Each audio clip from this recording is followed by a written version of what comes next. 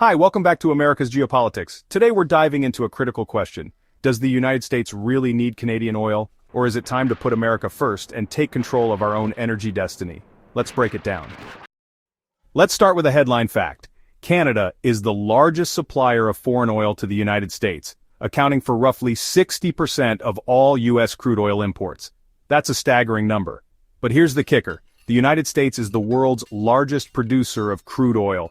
We pump more than 12 million barrels a day. So why are we still importing oil at all, let alone so much of it from Canada? Isn't it time to prioritize American energy independence? To answer that, let's break this down into 3 key points. 1. Why we import Canadian oil. 2. Why we need to rethink this reliance. And 3. What it would mean to truly put America first in energy policy. First, not all oil is created equal. Canadian oil sands produce heavy crude. U.S. refineries along the Gulf Coast are optimized to process this type of oil. It's a perfect match for infrastructure that was built decades ago. Meanwhile, the oil we produce domestically, especially from shale, is a much lighter grade.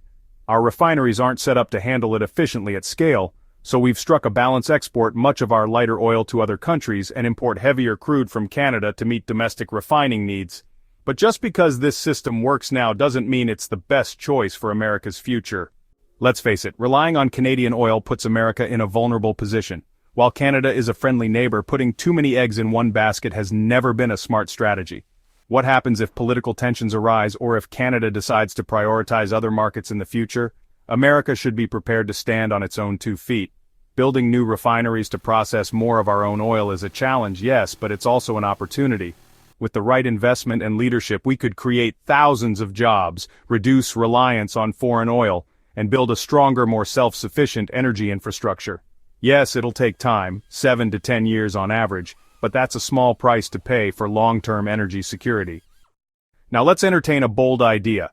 What if the U.S. decided to prioritize American oil production and refining, drastically reducing or even eliminating our reliance on Canadian oil?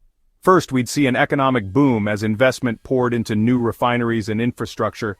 Second, we'd regain full control of our energy future, no longer dependent on the decisions of foreign governments, even friendly ones.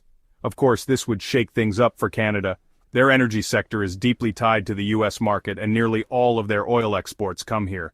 They'd have to scramble to find new buyers in Europe or Asia, which would require costly new infrastructure. While we don't want to harm our allies, America's first duty is to its own citizens. So, does America need Canadian oil? Maybe for now, but not forever. If we're serious about putting America first, we need to start planning for a future where our energy needs are met right here at home. The benefits are too big to ignore. Thanks for tuning in to America's Geopolitics. If you found this breakdown useful, don't forget to like, subscribe, and drop a comment below.